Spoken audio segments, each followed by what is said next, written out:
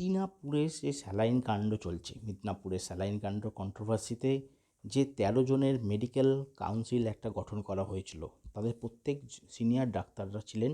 Senior ডক্টররা investigation করেছেন এবং তার সাথে সাথে সিবিআইও ইনভেস্টিগেশন করেছে।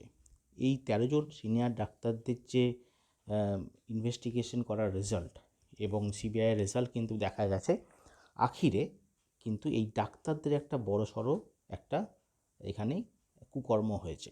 ডাক্তাররা নিজেরা নিজেদের দায়িত্ব পালন করেনি এবং এইখানে ১২ জন ডাক্তারকে চিহ্নিত করা হয়েছে এবং ১২ জন ডাক্তারকে শোকজ করা হয়েছে, সাসপেন্ড করে দেওয়া হয়েছে। এবং এই ১২ জন ডাক্তারের মধ্যে কোনো ডাক্তার এমনও আছে যারা দূরে গিয়ে ৪০ কিলোমিটার ৫০ কিলোমিটার যেখানে যে সরকারি হসপিটালে তাদের দায়িত্ব দিয়ে দেওয়া হয়েছিল, সেই দায়িত্ব না পালন করে ৪০ কিলোমিটার ৫০ কিলোমিটার দূরে গিয়ে প্রাইভেট যে নার্সিংহোম সেখানে গিয়ে ওনারা ওটি করেছেন পয়সার লোভে, অতিরিক্ত পয়সার লোভে। এবং জুনিয়র ডাক্তারদের দিয়ে এই অপারেশন করা হয়েছে আর নিজেরা কিন্তু প্রাইভেট হসপিটালে গিয়ে টাকার লোভে, বড়সড় টাকার লোভে এনারা কিন্তু এইসব করেছেন, যার ফলে মারা গেছেন। আপনারা জানেন একজন মা এবং বাচ্চা। এর দায়িত্ব কিন্তু এই সব ভণ্ড ডাক্তারদের। আমরা ভণ্ড বিচারপতি দেখেছি, এখন ভণ্ড ডাক্তার দেখছি। আরেকটি যে আনন্দবাজারের যে নিউজ, সেখানে দেখা যাচ্ছে যে আসাফুল্লাহ যে আছে একটা নিউজ, এই দেখুন এনাকে কিন্তু মেডিকেল কাউন্সিল থেকে শোকজ করা হয়েছে। এই দেখুন আসাফুল্লাহকে শোকজ করেছে মেডিকেল কাউন্সিল। এখানে দেখুন কোনো রাজ্য পুলিশ না, মেডিকেল কাউন্সিল। কেননা ইনি নিজে একজন ট্রেনি, পড়ুয়া এবং নিজে পড়ুয়া হয়ে পিজি ট্রেনি না লিখে ইনি লিখছেন ইএনটি সার্জন। ভাবুন কত বড় সড়ো জালিয়াতি, নিজেকে ইএনটি সার্জন দেখাচ্ছেন আর নিজে একজন পড়ুয়া হয়ে। ইনি আবার আন্দোলনের মুখ ছিলেন। এবার বোঝা যাচ্ছে কত জালিয়াতি এই ডাক্তার নিজেরা।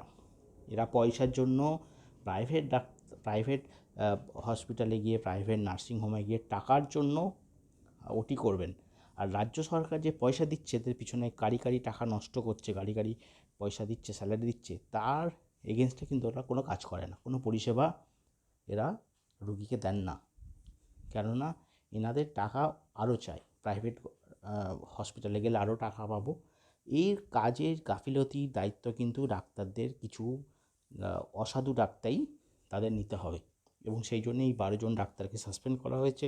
এই যে ১৩ জন সিনিয়র ডাক্তারদের যে একটা ইনভেস্টিগেশন করেছে সিনিয়র ডাক্তার, তারা কিন্তু এটা ইনভেস্টিগেশন করে দেখেছে যে কি ডাক্তারদের গাফিলতি এখানে ছিল। এবং এই ডাক্তাররা কিন্তু যদি না শুধরায় এবং রুগীদের এই যে পরিষেবা না দিতে পারে, শুধু টাকা এবং অসাধু যে ডাক্তার, তাদের কঠোরতম শাস্তি আমাদের দাবি জানাতে হবে। এই যে আশাফাকুল্লাহ ছেলেটি, ইনি কিন্তু আন্দোলনের থেকে ছিলেন। ভাবতে পারছেন কত বড়সড় জালিয়াতি। নিজে ট্রেনি হয়ে, পড়ুয়া হয়ে নিজেকে বলছেন ইএনটি সার্জন এবং এই সিগনেচার দেখিয়ে প্রাইভেটে উনি প্র্যাকটিস করছিলেন। তো এনার চরমতম শাস্তির দাবি করছি। এবং এই রকম যদি অসাধু ডাক্তার থাকে, এই আন্দোলন যারা করেছিলেন তাদের মধ্যে খুঁজে দেখতে হবে, কারণ তাদের কোনো নিশ্চয়ই স্বার্থ ছিল। যারা বেশি চোর, তাদের গলায় কিন্তু বেশি জোর থাকে। সমস্ত তাদের যে রেকর্ড, সমস্ত যাতে তাদের ডিগ্রি চেক করুক এবং কঠোরতম ব্যবস্থা না হোক। নিজেদেরকে এরকম পড়ুয়া না বলে ইএনটি সার্জন বলা, এই সব ডাক্তারদের মুখোশ সবারই সামনে আনা দরকার বলেই মনে করছি। আপনাদের মতামত অবশ্যই জানাবেন। এরকম ভিডিও আমি পোস্ট করতে থাকবো। ধন্যবাদ।